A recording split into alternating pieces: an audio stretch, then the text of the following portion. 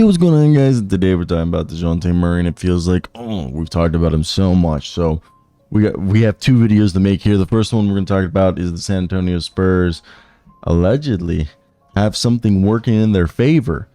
Supposedly, Dejounte Murray views Mr. Greg Popovich as a father. The exact quote goes like this on the TNT broadcast. Just what was it? I feel like it was tonight or yesterday. This is just the tweet. He said that he would welcome a trade back to San Antonio because Greg Popovich is like a father to Dejounte Murray. And this is via Paul Garcia. And that right now I'm a Hawk and want to stay professional, play the right way. Which good man. Dejounte Murray's always done right on the court. I think he's always been a professional. He's never sold that. I will say that's something good. I know. Can somebody? Okay, if you're a Spurs fan, a lot of people told me on. Okay, this is what. First off, before we continue, it's very unlikely a Spurs trade happens. The Spurs do not have the assets that the Hawks covet as compensation for Dejounte Murray, nor are the Spurs willing to give back the picks that the Hawks traded to them. So it's unlikely. But a lot of people said when we originally talked about a San Antonio Spurs trade, if it was going to be possible, is people were like, look, it makes sense on paper, but if you understand what happened there, it doesn't make sense for him to come back. And correct me if I'm wrong, Dejounte Murray was kind of ran out of town due to the fact that he didn't fit the culture necessarily the right way. And I like Dejounte Murray. And the thing is, people have to understand, Dejounte Murray at this point in his career, and he's arguably the best player you could get right now on the market, realistically. Because Pascal Siakam's an expiring, Dejounte Murray, in my opinion, I think he's got more value than Zach LaVine and DeMar DeRozan. Pascal Siakam, I think Dejounte's probably the most valuable player potentially on the block. And it's clear that Atlanta wants to make some changes, and moving Murray represents the most substantive one that they could make this season. And the backcourt combination of Trae Young and Dejounte Murray hasn't really worked that well. And the Hawks expected them to be a lot better than they were when they traded 3 first-round picks and a pick swap to San Antonio for Murray.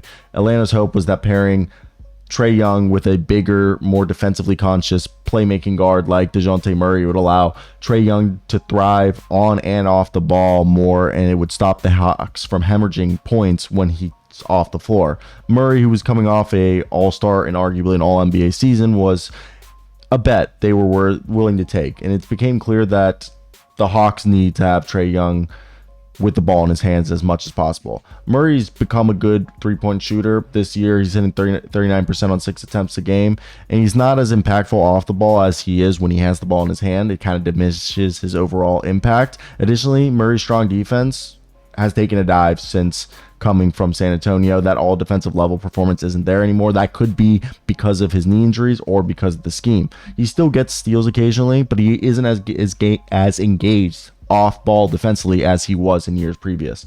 Any team looking to acquire Murray is doing so in large part because he believes he plays on the defensive end as well as rebounds and the scoring and playmaking. While Murray signed a 4-year, $114 million extension this summer with a player option in 2027, he's locked in for long term, and if he gets back to his prior defensive heights upon leaving this situation in Atlanta, his average annual value of $28 million is quite reasonable price tag for a player of his talent. So it'll all come down to the team that gets him. What do they want him to be?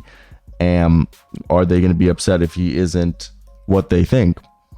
Or if he isn't what he once was.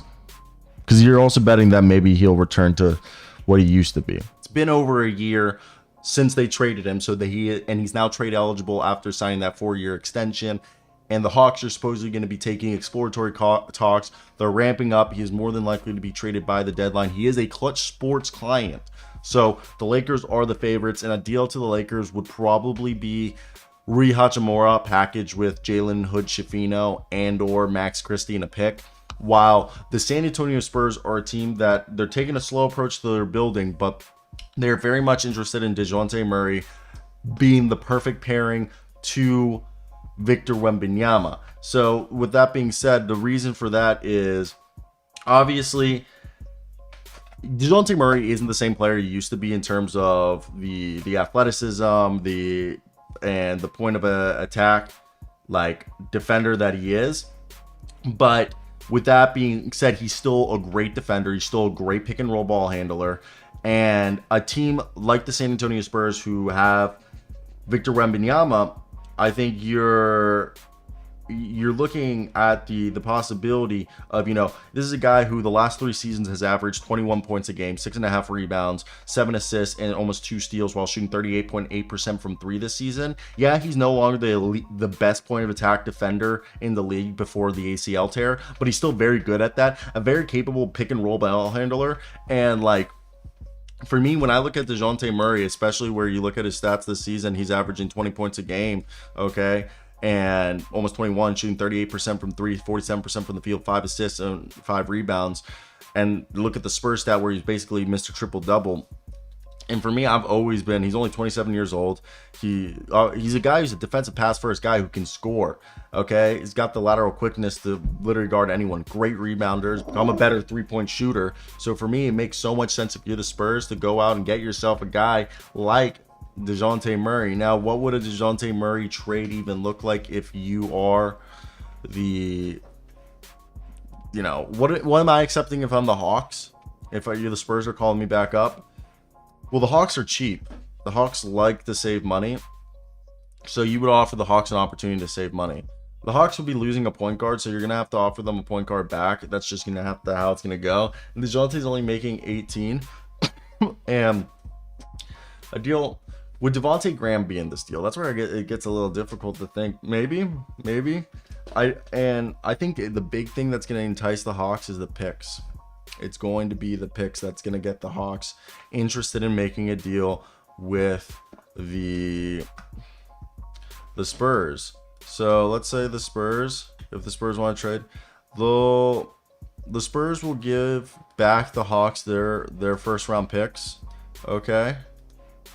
And then give them 2 seconds, I'd say. And then the Hawks will, and then they'll give them Devontae Graham with, what if they packaged Blake Wesley and, this is where it gets hard. Maybe Jetty Osman. Would that deal even work? That deal works, and everybody wins in this deal. I think this is a legit deal. Dejounte Murray for the 2 Hawks first round picks, and then 2 second round picks. Devontae Graham, Jetty Osman, and Blake Wesley. It's on the screen right now. Would you guys do this deal, or is this just no? Okay. So I think, hey, this is not that fake of a deal. This is a good deal. And Fanspos over here saying that the Hawks would get better defensively actually from this deal, and Dejounte Murray would make the Spurs better.